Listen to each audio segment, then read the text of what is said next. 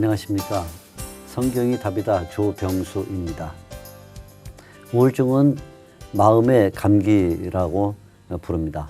오늘날 어린아이부터 시작해서 노인에 이르기까지 많은 사람들이 이 우울증에 고통을 당하고 있습니다.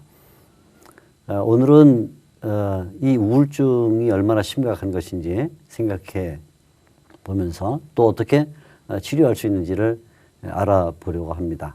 오늘 두 분 패널을 모셨습니다. 먼저 용인효자병원 병원장이시면서 연세대학교 의대 정신과 명예교수님이신 인성길 교수님을 모셨습니다. 교수님 반갑습니다. 예, 안녕하십니까.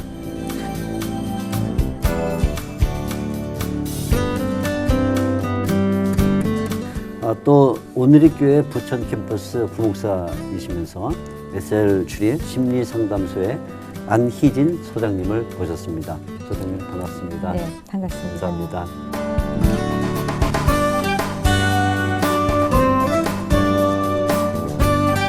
오늘은 먼저 우울증이 어떤 것인지에 대하여 나눠보려고 합니다. 우리 민 교수님, 우울증이 무엇인지 시청자 여러분들에게 잠시 설명을 해주시겠습니까? 우울증을 말씀드리려면 두 가지 이제 점이 있는데, 하나는 보통 말하는 그냥 우울한 기분, 우울감. 그래서 그걸 또 합해서 우울증이라고 말하는데, 이는 보통 사람이 흔히 가질 수 있는 우울한 기분을 그냥 우울증이라고 이렇게 부르기도 하고요. 네. 그다음에 이제 병원에서 우울장애라 해서 우울감, 우울증이 중심이 돼서 생활에 지장이 있는 상태까지 이른 우울병, 그러니까 우울장애라 그럽니다. 우울장애라는 그런 이제 병으로서의 우울증이 있습니다. 이 두 가지를 구별하셔야 되는데, 이 두 가지의 공통점은 결국 우울증이죠. 우울감입니다. 우울감이 있고 또 흥미가 감소되고, 그러니까 세상 사는 재미가 없는 거죠. 그 외 여러 가지 이제 증상이 따라 나옵니다만은 이렇게 그 두 가지를 구분해서 생각하시는 게 좋겠습니다. 그러면 오늘날 예전에 비해서 이 우울증 환자가 이제 많이 증가했다는 얘기를 많이 듣는데 그건 왜 그렇게 될까요? 우울증으로서의 병이 과연 증가했냐는 지금 좀 의문이 있습니다. 이제 요즘 환자가 많은 건 사실인데 그 이유가 우울증이 증가했느냐, 병이 증가했느냐라기보다는 우울증이 전부터 있었는데 병원 가지 않고 혼자서 그냥 견디고 이렇게 하는 분들이 많다가 지금은 이제 그것도 병이니까 고치자 해서 병원에 오는 사람들이 많아지니까 이제 우울증이라는 그 개념도 많이 알려지고 하니까 나도 이게 우울증이구나 전에는 몰랐지만 그래서 내가 우울증이 있다고 말을 하기 시작하니까 이제 병이 증가한 것처럼 보이죠. 그래서 이제 증가한 사실인데 그것이 실제로도 증가했을 수도 있고 또 사람들 생각에 우울증이라는 병이 잘 알려지니까 이 병이 우울증이구나 하고 알고 이렇게 보고를 하게 되니까 통계 수치가 늘어나는 두 가지 경향이 다 있다고 봅니다. 근데 이제 요즘 확실히 그 사는 것이 힘들어지고 우울증이 많이 생길 가능성은 충분히 있다고 보는데 그런 사회 변화가 우울증의 직접 원인인지에 관해서는 자료가 그렇게 많지는 않습니다. 예. 그렇군요. 우리 안 소장님도 이에 대해서 그러니까 왜 이렇게 우울증 환자가 많이 증가한 것처럼 보이는지 의견 한번 말씀해 주시죠. 어쨌든 사회가 많이 경쟁 사회로 변해서 무한 경쟁 이런 단어가 별로 낯설지 않은 사회가 된 거죠. 예, 맞습니다. 예. 그래서 저희 상담 연구소를 찾아오는 분들 가운데서 지난 한 프로젝트를 한 7개월간 했는데 한 이틀 정도 쉬었다. 그리고 나머지 날도 거의 밤샘을 했다. 이런 분들이 그리 놀라운 보고가 아니에요. 굉장히 많은 회사에서 이런 것들을 요구하는 그러니까 경쟁 사회고 또 성과 보이는 것으로 사람들을 판단하기 시작하니까 사람들 안에 굉장한 스트레스의 증가가 있는 것 같습니다. 그리고 또 관계적인 면에서 볼 때도 사람과 사람의 관계보다는 요새는 스마트한 기기와의 관계가 많죠. 전철 한번 타보시면은 거의 뭐 기계와 맞습니다. 이렇게 예. 대화하고 있는 걸 보게 되는데 이렇게 사람들이 점점 외로워지고 또 자기의 정서적인 어떤 교류를 할 수 있는 대상도 많이 줄어들고 또 가정의 구조들도 돕고 가정이 상당히 많이 들고 있지 않습니까? 그래서 이런 많은 면들이 사람들에게 스트레스를 굉장히 많이 쌓이게 하고 또 그걸 푸는 방법들은 점점 더 적어지고 하는 것 때문이 아닐까 하는 생각도 해봅니다. 그러네요. 그러면 우리 민 교수님 어떤 증상이나 행동을 보이면 그걸 우울증이다 이렇게 의심할 수 있는가요? 그 의사 단체에서 이러이러한 상태의 이름은 우울장애라고 보고 치료해라라는 기준을 만들어 놓은 게 있습니다. 아, 예. 예, 그게 이제 크게는 뭐 국제질병 분류가 있고 또 미국에서 독자적으로 만든 미국 정신과 학회 진단 분류 통계 펜남이라고 해서 이제 그 기준을 만들어 놨는데 핵심은 그겁니다. 첫째는 가장 중요한 게 우울한 기분이 있고 슬픈 기분이죠. 그다음에 이 주변에서 일어나는 현상에 대한 흥미, 관심이 감소됩니다. 이게 두 가지가 핵심이에요. 그리고 이에 따라 일어나는 게 이제 입맛이 없어지고 몸이 무겁고 피곤해지고 잠이 잘 오지 않고 그다음에 이제 그 죄책감, 내가 잘못하지 않았나 하는 죄책감이 따라 나고 그다음에 이제 그 몇 가지 그런 게 쭉 기준이 있습니다. 그 기준이 이러이러한 것이 5개 중에 뭐 3개가 있으면 이건 우울 장애다라고 진단하고 그때부터 치료하라 이렇게 돼 있죠.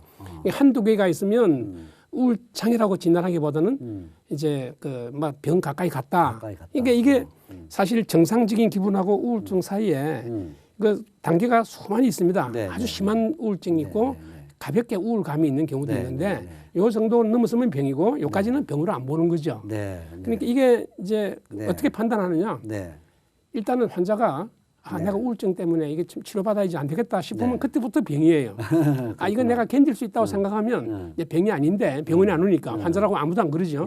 그렇지만 고통이 심할 수는 있습니다. 그렇지만 이제 객관적으로 보면 하여튼 그런 우울감이나 흥미상실이나 입맛 감소, 뭐 불면증 이런 것 때문에 그만 그 회사를 안 가거나 학교를 안 가거나 하게 되면 이제 그때부터는 병이라고 보는 게 좋겠죠. 그렇군요. 예. 그러니까 어떤 면에서는 그 몸의 상태를 보고도 우울증의 문제를 판단할 수 있겠네요. 예, 맞습니다. 그래서 그렇죠? 옛날에는 주로 한국 사람들이요, 자기 기분을 정확히 이해하는 능력이 부족하다는 말들이 있습니다. 그래서 이걸 몸으로 얘기한다라고 얘기하거든요. 그래서 이제 사촌이 노는 사람은 질투심이 난다 그러지 않고 배가 아프다 그래요. 그렇죠. 예, 그러니까 한국 사람들이 배가 아프다고 생각하니까 내과로 가거나 옛날에는 한방 무슨 그 뭐 기를 살린다 해서 이제 했는데 그 요즘은 이거를 이제 정확하게 그거는 배가 아픈 게 아니고 네가 마음이 질투심이 있는 거다라고 지적해주면 이제 그걸 이해하게 되거든요. 그래서 이제 우울감이란 말을 이해하기 시작했어요. 옛날에는 이 슬픈 감정이나 이런 거는 문제된다고 생각 안 했거든요. 그래서 지금 방금 목사님 말씀대로 이 몸과 마음이 하나로 움직인다는 사실을 이해해야 됩니다. 그러니까 몸의 병, 마음의 병이 따로 있는 게 아니고 몸과 마음의 병이 같이 이제 존재한다라고 보시면 좋겠고, 그래서 여기에서 이제 정신이 사실 몸을 지배할 수 있다는 그런 가능성이 나오죠. 또 거꾸로 역도 형님 그렇죠. 몸이 아프면 기분도 안 정신도 좋죠. 예. 문제가 생기겠죠. 예. 우리 안 소장님 우울증 환자들의 공통적인 특징이 뭘까요? 이제 지금 민 교수님이 말씀하신 것처럼 그러니까 몸이나 마음이 이제 아파서 오게 되는데 왜 또 그들은 그렇게 아파지는가 이런 어떤 특징이 있나 이런 얘기를 질문하고 계시는 것 같은데요. 예, 맞습니다. 대부분 이제 인간관계에서 어려움을 갖고 오시는 분들이 많죠. 그래서 인간관계 안에서 보면 내가 갖고 있는 어려움을 좀 잘 표출하지를 못하거나 아니면 적극적으로 자기를 표현하는 능력이 많이 부족한 분들이 많은 것 같아요. 그래서 특히 아주 대표적인 게 인정 욕구나 이 사랑에 대한 욕구가 굉장히 많다는 거고요. 그리고 그것들이 채워지지 못했다는 거죠. 그래서 이 외로움에 노출돼 있는 분들이 상당히 많다라는 생각을 갖게 되고요. 또 사회적인 관계에서도 고립이나 단절을 많이 경험하고 있는 분들이 많으신 것 같아요. 그래서 자기 내부도 사회를 향한 관심을 좀 적게 갖고 있는 분들도 있고 또 안에 있는 어려움이 있고 고립감을 느껴도 외부에 이렇게 도움을 요청하거나 적극적으로 다가가지 못하는 성격들을 갖고 있는 것도 보게 됩니다. 그래서 이 모든 그런 관계 어려움을 가지고 오는 것이 결국은 본인의 성격적인 문제일 가능성이 많은데 이제 소심하거나 수동적이거나 아니면 결정을 잘 못 내리면 그만한 죄책감도 많고 그 결정에 대한 후회도 많고 이런 것들이 사람들을 좀 우울하게 만들지 않는 생각도 합니다. 근데 특히 중요한 거는 자존감이 상당히 낮다는 특징을 가지고 있습니다. 그래서 자기에 대해서 늘 비판하거나 비난하거나 자기 평가가 낮아요. 그리고 그 자기에 대해서 만족감을 가지거나 자기를 평가하는 기준이 자기 안에 있거나 아니면 그 하나님이 보시는 시각에서 자신을 보는 게 아니라 외부에 있는 사람들이 나를 어떻게 평가하는가, 그들이 나를 인정해 주는가, 나를 사랑하는가 이런 것에 관심이 참 많이 있고 그것에 의해서 좌지우지 되는 거죠. 기분이 좋아졌다가 나빠졌다가. 근데 이런 경험들이 이제 반복이 되면 또 같은 상황을 봐도 늘 비관적으로 보게 되고 그것은 더욱더 슬프게 만들고 이런 순환이 악한 순환으로 가고 있는 걸 공통적으로 보게 됩니다. 네, 결국 우리가 우울증이라는 한 증세를 놓고 생각할 때 그냥 뭐 병이지만 그것은 단순한 병이 아니라 사회가 연루되어 있는 그러면서 개인이 정신과 육체에 영향을 받는 이런 병이다. 이렇게 생각하면 어느 정도 정의가 될 것 같네요. 예, 아주 정확하십니다. 네. 네. 그래서 지금 우리 뭐 의학 전반도 그렇고 정신과에서도 그렇게 말씀하는데 이거를 갖다가 생물 정신 사회적 모델이라고 그럽니다. 아, 생물 정신 사회적 모델. 예. 아주 거기다가 멋있는 요즘은 거네요. 이제 영성이라도 같이 넣어서 예. 생물 정신 사회 및 영성 모델 오브 휴먼이라고 얘기하거든요. 인간의 존재가 이 신체적인 것, 정신적인 것, 사회적인 것, 그다음에 이제 종교성, 네. 영성인 것까지 포함한 일체의 하나의 존재다. 그래서 이게 서로 영향을 줍니다. 예, 그래서 이제 참았던 어떤 뭐 양심적인 사람이 끝으로 사회적 현상 때문에 뭐 적당히 거짓말을 하다가 이제 이렇게 내가 조금 이제 그 문제가 생기면 이제 그 솔직한 얘기들이 나와요. 그렇죠. 예. 그래서 이것이 서로 영향을 주고 받는다. 아까 소장님 말씀한 대로 사회적인 것이 몸에 영향을 주고 정신에 영향을 주고 정신이 몸과 마음에 영향을 주고 영성까지 서로 이렇게 상호작용하는 어떤 이런 존재를 보는 것이 합당하다라고 지금 저희들은 생각합니다. 아, 예, 참 멋있는 그 정리가 됐는데요. 이제 조금 그저 궁금한 것은 우리가 이제 우울증과 조울증은 좀 다르죠. 항상 기분은 변동이 있게 돼 있어요. 그렇죠. 예. 근데 우리가 그걸 변덕이라 그러기도 하는데 뭐 순간적으로 변덕이 일어나지만 예, 예. 한동안 우울했다가 예. 한동안 조증이 예, 됐다 하면 예, 조울증이고 좀 우울했다가 보통이 됐다가 또 우울했다 이래 되면 이제 그 우울증이라 그럽니다. 한 인구의 15%가 평생에 한 번은 우울증으로 고통을 받는다라고 나와 있어요. 인구의 15%면 굉장히 많죠. 많은 거죠. 근데 이분들이 그럼 다 병원 가느냐? 아까 말씀한 대로 몸이 이제 안 좋다는 걸 우선 느끼기 때문에 이제 내과를 가거나 이제 해서 이렇게 댕기죠. 이게 잘 낫지 않죠. 그러다가 이제 어느 순간에 내과 선생님이 이 당신 병은 아무래도 소화가 안 된다고 그러는데 위장병이 아니라 내시경에도 이상이 없다. 아마 우울증 같아 이렇게 얘기해서 이제 보낼 수 있거든요. 이런 경우도 환자들이 뭐 내가 왜 우울증이냐고 뭐 나 정신 멀쩡하다고 그러는데 이렇게 말씀하고 되게 안 가는 수가 많아요. 그러니까 이게 이 정신과라는 병이 사회적으로 이렇게 오해받는 게 때문에 아주 힘듭니다. 그래서 그 도움이 필요한 사람이 기피하게 되고 뭐 자기는 가고 싶어도 부모가 말리는 수가 있어요. 그렇겠죠. 네가 왜 뭐 그런 거냐 아니다. 그렇죠. 이래서 주위에서. 그 서로 다 이제 그 오해나 편견이 없어지면 좋겠어요. 그러면 조증만도 나타납니까? 조증만도. 예. 이게 그건 조증이 심할 때는 정상이 될 때는 이게 제정신을 차린 것처럼 보여요. 사실은 예, 약간 예. 우울도 한데 예. 그래서 사람들이 이쪽을 더 좋아하죠. 이쪽은 못 견뎌하고. 그렇군요. 예, 그래서 이제 겉으로 보기에는 조증이 반복되는 것 같지만 사실은 조울증이라고 봅니다. 그거는. 그건 조울증이군요. 예. 자, 그러면 이런 우울증으로 인해서 가정이나 사회에 이제 피해가 많을 것 같아요. 뭐 예를 들어 한 직장에 우울증으로 심한 데미지를 입은 사람이 있다 그러면 그 어떤 영향이 있겠죠? 우울증이 걸리면 사람이 그 우울증을 자기가 거부하느라고 아니라고 하는 걸 나타내기 위해서 나름대로 그 여러 가지 그 방안을 마련하게 돼요. 방안을. 그 중에 하나가 술 마시는 거. 뭐 커피를 자꾸 마셔서 기분을 좀 변화시키려고 하고 커피 중독이 된다거나 술 중독이 되거나 또는 그 지루한 어떤 그런 걸 벗어나기 위해서 뭐 도박을 한다거나 또 그 청소년인 경우에 비행을 저질러요. 예, 문란한 생활을 한다거나. 그러니까 이 마약을 하거나 술 마시거나 성적 문란, 도박 이게 다 모두 그 자기의 그 어떤 우울한 기분을 이렇게 커버하기 위해서 감추기 위해서 그걸 해결하느라고 나름대로 애를 쓰는데 그 자체가 또 병적이죠. 예. 그래서 이제 그게 다 그런 모든 길이 막히면 이제 뭐 자살한다. 예, 이런 식으로 되기 때문에 이 우울증이 그 피해가 아주 막심합니다. 물론 자기가 근무도 안 하니까 그런 생산성이 떨어지죠. 또 치료하느라고 돈 들죠. 또 누구가 따라다니면서 감시해야 되잖아요. 그렇죠. 이제 그 혹시나 하는 생각에. 예. 그럼 이게 이중 삼중으로 그 사회로 하여금 돈을 쓰게 만들어요. 그렇죠. 예. 그래서 이 우울증이 뭐 인간 사회에 가장 큰 부담을 주는 그 병 중에 탑이에요 이게. 알게 모르게 그 생산성 떨어지고 치료비 따로 예를 들면 고혈압 환자나 암 환자도요 오랫동안 일을 해요. 그렇죠. 예. 우울증은 조금만 해도 약하게 걸려도 그만 근무를 일을 안 하고 하니까 그 피해가 크다고 볼 수 있죠. 그러니까 최악의 병이네요. 그러니까. 말씀하면 그렇습니다. 사실은 그걸 잘 몰라서 그렇죠. 예, 예. 참 흥미롭습니다. 예. 우리 안 소장님, 이제 우리가 성경이 답이다니까 성경에 뭐 수없이 많은 인물들이 나오는데 이제 성경에도 결국 지금 얘기하신 것처럼 인간이 이렇게 우울증에 잘 노출돼 있다면 성경에 나오는 인물들도 우울증에 노출됐을 가능성이 있을 텐데 당연하죠. 어떤 뭐 대표적인 사례들이 있을까요? 대표적인 예로 한다면 저희가 모세를 먼저 떠올리게 모세, 되죠. 예, 예. 그 모세가 40년 광야에 살다가 하나님이 이제 가시떨기 나무에서 부르시고 소명을 주시잖아요. 계속 거부합니다. 그러니까 약간의 분노를 하나님을 향해서 표출하기도 하고 보낼 만한 사람을 보내십시오 이렇게 얘기를 하고 그렇죠. 전 입이 둔합니다, 뻣뻣합니다 이렇게 계속 거부하는 것을 통해서 그 어떤 의기소침의 상태를 굉장히 많이 강력하게 보이게 되고요. 또 한 사람을 저희가 기억하는 것은 바로 이제 그 영적 전쟁에서 굉장한 승리를 엘리야. 가졌던 엘리야입니다. 예, 예. 그는 뭐 바알 선지자 450명을 그렇죠. 동시에 혼자서 아주 기적적으로 이겨냈지만 이세벨이라는 사람이 협박을 한다.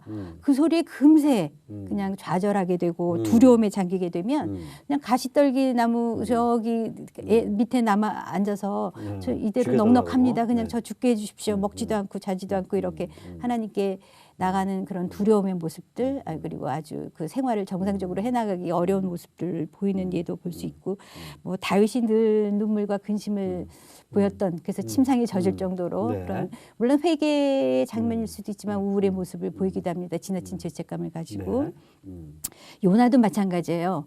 열심히 이제 그 니느웨성을 다녔더니 이들이 좀 벌을 좀 받았으면 좋겠는데 내 뜻대로 안 되고 좌절을 경험하는 거죠. 왜냐하면 그들이 내가 싫은 그들이 이제 회개를 해버리는 거예요.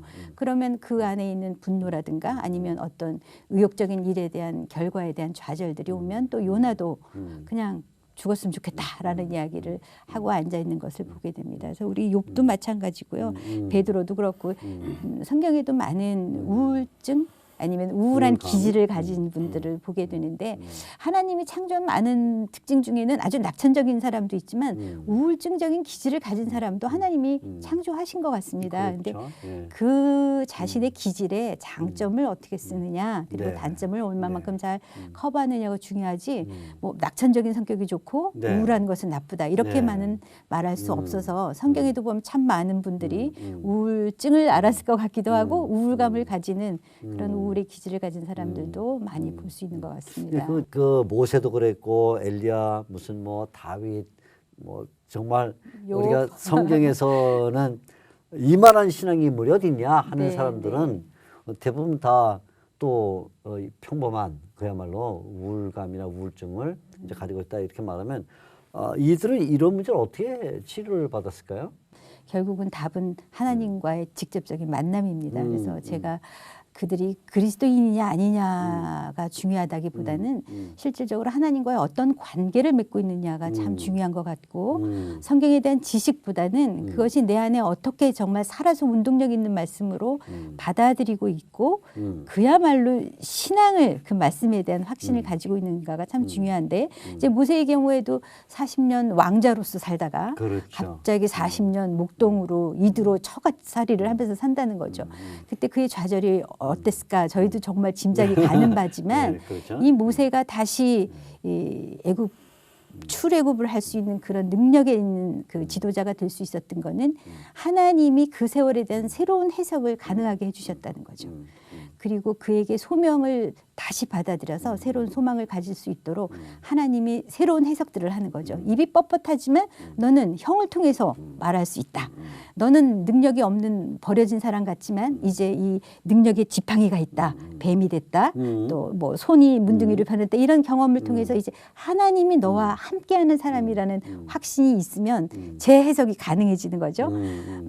엘리야도 마찬가지입니다. 이제 나 죽었으면 좋겠다라고 하지만 아직도 바알에게 무릎 꿇지 않은 수천 명의 용사가 있다라는 새로운 하나님의 관점에서 이 사건을 재해석할 수 있게 되는 거죠. 그러니까 그 보는 관점은 어떤 일이 일어났느냐가 중요하다기보다는 그것을 어떻게 바라보느냐의 관점의 문제고 그것을 어떻게 해석하느냐 그리고 어떻게 반응하냐의 문제이기 때문에 이게 늘 부정적인 생각을 가지고 있는 내 관점에서 본다기보다는 그게 정말 하나님의 진리신 하나님의 관점으로 바뀌고 하나님의 말씀들이 내 안에서 새롭게 다가온다면 그것이 진정한 치료인 거죠. 그래서 새로운 시각의 변화일 뿐만 아니라 엘리야의 경우에는 하나님이 직접 먹이시고 재우시고 이렇게 또 다정히 말씀을 해주시고 그래서 그 하나님과의 만남 또 실체적인 그 육체적인 돌봄도 가능했을 때 그들이 치유되는 것을 볼 수 있을 것 같습니다. 예, 민 교수님 오늘날도 이제 기독교인들 가운데 우울증 앓는 사람이 참 많잖아요. 뭐 예수 믿는다고 우울증 안 앓을 수 없죠. 마치 감기가 예수 믿는다고 안 오는 거 아닌 것처럼. 자, 그러면 이제 이런 분들이 뭐 잘못 공개하면 기도 안 해서 그렇다. 뭐 예배를 잘 안 드니까 뭐 이런 이상한 방식으로 꾸지람을 받을 수 있는데 자, 이런 분들한테 어떤 그 도움을 줄 수 있을까요? 그 내적으로 어떤 인간관계를 대할 때 미리 틀이 짜져 있는 경우가 많아요. 그 사람이 나한테 이렇게 해서 내가 상처받았다 그러지만 조금 더 깊이 생각하면 그 사람이 왜 나한테 그랬을까? 그 사람 딴 사람한테도 계속 그런가? 나한테만 그런가? 이런 걸 좀 분석을 해봐야 돼요. 나한테만 그런다 그러면 나한테 무슨 그 어떤 그런 말을 들을 어떤 요소가 어떤 그 문제점이 있지 않을까 하는 걸 한번 생각을 해봐야 되거든요. 그래서 대부분 사람들은 저 사람이 나한테 상처를 줘서 내가 이렇게 됐다고 말들을 하지만 이제 조금 더 깊이 들어가서 그 사람이 사실 별거 아닌 말을 했는데 내가 괜히 상처받는 수가 있단 말씀이에요. 이제 그거를 또 사실 알아보는 게 또 중요하거든요. 자기 문제. 예, 그래서 이제 그걸 갖다가 우리는 이제 분석한다 그래요. 분석해 보면 나한테 문제가 있는 거를 이제 알게 되는 수도 있죠. 예, 그래서 그 치료하는 방법은 그야말로 그 개인에게 다 사정이 다르다고 보기 때문에 그 한 케이스를 다 이렇게 세밀하게 살펴봐야만 적절한 방법이 나올 거라고 생각합니다. 예.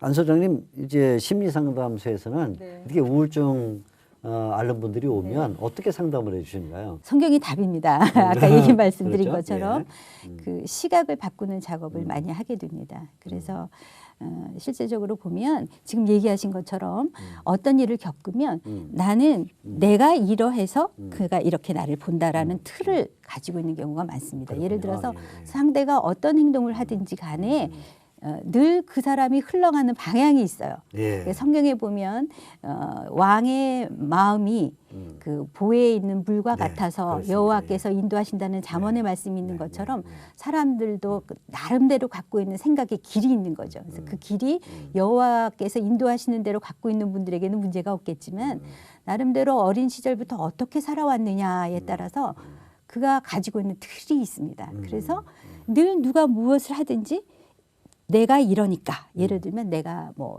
학식이 부족하니까 내가 외모가 부족하니까 가진 게 없으니까 라는 이유를 대면서 그래서 꼭 나를 무시한다든지 싫어한다든지 거절한다든지 그런 그 스케마를 나름대로의 틀을 가지고 있는 거죠. 그래서 상담에 일단 자신이 약속한 시간에 오실 수 있는 분이라면 저희가 상담을 합니다. 서로 이야기를 나누고요. 그렇지 못한 분에게는 저는 먼저 약물을 좀 드실 것을 권하고요. 그리고 이제 이렇게 이야기를 하는 틀은 저희가 단순히 말로만 할 수도 있지만 뭐 미술이라든지 음악이라든지 독서라든지 이런 여러 가지 도구는 도구는 가능한데 이제 그분이 어릴 때부터 어떠한 것에 의해서 형성되었을 만한 그런 왜곡된 인지의 체계들이라든지 아니면 자동적으로 아까 얘기한 것처럼 자동적으로 흘러가는 그런 부정적인 사고의 틀이 어디에 있는지를 상담을 통해서 찾아가게 되고요. 그것을 찾게 되면 그것을 다시 긍정적인 것 그리고 나를 보는 새로운 눈 이런 것들로 이제 바꿔가는 작업을 하는 거예요. 그게 바로 아까 하나님이 하셨던 바로 그 방법이 되겠죠. 그것뿐만 아니라 이제 실제적인 환경도 바꾸는 작업을 합니다. 그래서 아까 말씀하신 것처럼 환경이 계속적으로 나에게 학대적인 환경이라면 그것을 어떻게 내가 피해갈 수 있을지 아니면 그걸 넘어갈 수 있을지 방법도 함께 찾고 그리고 실질적으로 이제 신체적으로도 좀 활동적으로 바꾸어 주어준다든지 그래서 그런 이제 약속을 하고 숙제도 내드리고 그것을 어떻게 하는지 체크도 하고 이런 방법들을 통해서 이제 인지도 바꾸고 생활 패턴도 바꾸고 환경도 바꿀 수 있도록 이렇게 함께 대화를 통해서 찾아가는 작업들을 주로 하게 그렇군요. 되죠. 예. 이제 지금 우리가 교회 안에 이제 기독교인들도 이런 우울증을 많이 겪는다 이런 얘기를 나누고 있는데 교회가 이런 분들을 어떻게 책임져야 될까요? 정신이 건강하면 신앙이 받아들이기가 쉽고 그렇죠. 신앙을 받아들이면 정신이 건강해질 수 있습니다. 이런 걸 잘 교회가 인도할 수 있는 그런 능력을 길러야 될 건데 그러기 위해서는 교회도 이런 인간의 몸에 대한 이론이라든가 심리학이라든가 뭐 뇌라든가 그런 거에 대한 이해가 이제 필요하죠. 이제 제일 이 정신과사로서 일할 때 이제 교회와 이렇게 조금 이 오해가 생기는 게 약 먹는 문제인데 의사니까 단순히 약이 사실 이게 무기예요. 가장 큰 무기인데 그 약을 먹으라 그러면 많은 사람들이 약을 먹고 내 정신을 바꿔 그럼 나는 뭐 그런 결함이 있는 사람인가 하는 그런 선입견이 있어서 약을 싫어합니다. 약이 우울증을 없애주지는 않습니다. 어떤 인간의 죄책감을 사라지게 만들지는 않아요. 그렇군요. 그렇지만 조금 둔하게 해서 내 죄의식을 이렇게 바라보게 하는 여유를 가지게 해줍니다. 새로운 해석을 갖게 만들어주죠. 여유를 가지게 해줘요. 잠을 자고 나면 그걸 생각할 능력이 그 밤 사이에 자는 사이에 쉬니까 이게 생겨나게 돼요. 그래서 새로운 관점을 보게 되고 이건 이렇게 해결하자 하는 의미에서 그런 의미에서 약이 도움이 됩니다. 그러니까 약을 두려워하실 거 없고 약을 두려워할 필요 없죠. 선입견 가지실 필요 없고 누가 뭐 내 손을 잡아주듯이 약의 도움을 받으면 돼. 네, 감사합니다. 우리 이제 가정에서도 이 우울증 환자가 있다 가정에 그때 이제 가정의 역할도 굉장히 중요할 것 같은데 어떤 역할이 강조돼야 되겠습니까? 지금까지 계속 강조하고 있지만 치료에 조금 열린 마음을 가지셨으면 좋겠다는 겁니다. 가족들이 상담센터에 오는 분들이 제일 먼저 물어보는 게 이게 기록에 남습니까? 라는 질문이고요. 예, 또 내가 병원을 굳이 가지 않고 상담센터에 온 이유는 기록이 남지 않아서입니다. 라고 얘기하는 분들이 있는 거죠. 그래서 어떤 의미에서든지 뭐 약을 먹는다든가 아니면 이렇게 누군가의 도움을 받는 것에 대해서 좀 열린 마음을 가족들이 좀 가지셨으면 좋겠다는 거고요. 그래서 이분들이 실제적으로 뭐 정기적으로 상담을 잘 받고 있는지 아니면 약을 잘 먹고 있는지 옆에서 좀 챙겨주시는 것도 필요한데 제일 먼저 굉장히 중요한 것은 다가가서 먼저 사랑을 좀 보여주셨으면 좋겠다는 거죠. 그래서 대화를 한다든지 아니면 지속적으로 좀 관심을 좀 기울여 주는 거 굉장히 필요하죠. 그래서 연락을 좀 자주 한다든가 담소를 한다든가 실제적으로 좀 도움을 주셨으면 좋겠다는 건 뭐냐면 말로만 너는 의지력이 약해. 너 좀 생각을 바꾸면 되잖아. 이렇게 윽박 지르시는 건 전혀 도움이 되지 않고요. 실제적으로 옆에 따듯이 그냥 뭘 하지 않아도 있어주는 것 새로운 사랑과 인정을 다시 경험할 수 있도록 도와주는 거 그거 굉장히 중요하거든요. 실제적으로 햇볕을 쬐면서 걸을 수 있도록 같이 동행해 주는 거 또 뭐 이야기를 할 때 네 감정을 느껴주는 거죠. 그러니까 네가 생각하는 게 다 옳다 그르다의 관점을 떠나서 너는 그렇게 생각하는구나 이렇게 같이 공감해주고 그걸 지지해주고 또 이해해줄 수 있다면 굉장히 좋은 걸 거예요. 그래서 중간중간 실제적인 또 옆에 있다라는 의미에서는 도움도 필요하죠. 뭐 육아에 도움이 필요한다든지 아니면 정말 가사일을 좀 도와준다든지. 그래서 저희 같은 경우는 좀 가까이 좀 자주 찾아가서 반찬도 좀 해드리고 말동무도 해드리고 이런 것들도 실질적으로 참 필요한 것 같습니다. 근데 가장 중요한 거는 이제 그 가족들도 이 우울증이란 무엇인가에 대해서 조금 아시고요. 그리고 우리가 가장 무서워하는 이 자살에 대해서도 자살의 징후는 어떤 것이 있는지 좀 실질적인 공부 좀 하셔서 이렇게 자살에 대한 이야기를 하거나 아니면 그런 것들이 감지될 때는 적극적인 도움을 줄 수 있는 그런 지식적인 면에서의 그 취득도 가족들에게는 필요한 일인 것 같습니다. 결국 우울증은 사랑의 이제 결핍 문제라고 보는데 우리 교수님께서 마지막으로 이 우울증이 사랑의 결핍이다 하는 것을 한번 매치시켜서 말씀해 주시면 좋겠습니다. 예, 사랑의 결핍하면 좀 말씀이 좋은 말씀 같은데 구체적으로 뭔가 하는 의문이 들어요. 실제로 내가 무슨 말을 했는데 그 사람이 삐졌다. 그럼 여기에 무슨 사랑의 결핍이라는 요소가 어딘 게 있느냐 이런 것. 아까 수사장님 말씀대로 인정하고 사랑이라는 것이 사실은 이게 동의어가 되는 수가 많습니다. 왜냐하면 인간의 본능상 사랑 생각하면 어머니인데 어머니가 자식을 대할 때 하는 그 기본형이 뭡니까? 예. 주는 것하고 애를 칭찬하고 이렇게 뭐 어루고 이렇게 하는 것이거든요. 그렇죠. 이제 그런 것을 사람들한테 모두 받기를 바라는 거죠. 그러면 이제 핵심이 사랑의 상실이라면 사랑을 어떻게 베푸는가가 이제 중요한데 사랑을 베푸는 방법이 이제 뭐 인정해주고 사랑한다 말해주면 되느냐? 실제로 사랑을 베푸는 방법이 어떻게 돼야 될까? 그런 점에서 우울증 해결하는 방법은 성경에 답이 있다는 말씀이 맞죠. 그러네요. 성경에서 어떻게 사랑하라고 가르치는 것을 그렇죠. 실천하면 됩니다. 예. 근데 그 중에 제가 어떻게 대화하느냐. 예, 아까 대화를 주로 말씀하셨지만 대화하는 게 뭐냐. 이제 대화의 그 가장 이 높은 수준의 대화가 예수님과 사마리아 여인과의 대화라고 하는 말이 있습니다. 예. 그 대화의 핵심이 뭔가를 우리가 잘 알아봐야 돼요. 예, 내가 너를 사랑한다. 너 훌륭해. 뭐 칭찬만 많이 해줘봐야 아니죠. 예. 그게 반드시 그 사람을 하여금 신나게 만들지는 않아요. 예, 맞습니다. 어떤 사람은요. 양심적인 사람 칭찬 너무 해주면 부담을 느낍니다. 그렇죠. 예. 내가 그럴 만한 자기 사실 없는데 왜 저러나. 예, 그렇죠. 너무 부담을 느끼기 때문에 예. 과잉 뭐 이것도 과잉 곤란하다고요. 해도 안 되죠. 그러니까 그 진짜 대화는 물론 테크니컬이 여러 가지 방법이 있지만 핵심을 이렇게 찔러야 되거든요. 예수님이 사마리아 여인에게 한 그 대화가 핵심이라는 걸 찍는 방법으로 이렇게 알려져 있고 또 사람을 대할 때 대화하는 방법 중에 우리가 또 본받을 거는 어린 소자에게 물 한 컵 떠주는 게 나를 대하는 것이다 하는 말씀이 있거든요. 이제 그런 방법. 이렇게 뭐 대화할 때 상대방을 존중하고 뭐 귀를 기울이고 하는 여러 가지 테크니컬이 있지만 사실 이 사람 마음속에 내가 돈 받고 기술적으로 이렇게 해주는 거하고 그렇죠. 정말로 이 사람을 예. 이 사람의 형상 속에 있는 예수님을 내가 바라보는 어떤 그런 태도가 있으면 예. 그 대화가 실패할 리가 없을 거라고 생각하죠. 예. 아무리 기술적으로 어떻든 간에. 그래서 결국은 성경의 답이다라는 말씀을 통해 말씀드리면 성경을 통해서 우리가 사랑하는 법을 알게 되고 사람을 대하는 법을 배우게 되면 이 자체가 몸을 변화시킵니다. 뇌를 변화시켜서 뇌의 신경세포에 여러 가지 그 작동하는 것을 변화시켜서 다른 사람이 되게끔 해준다고요.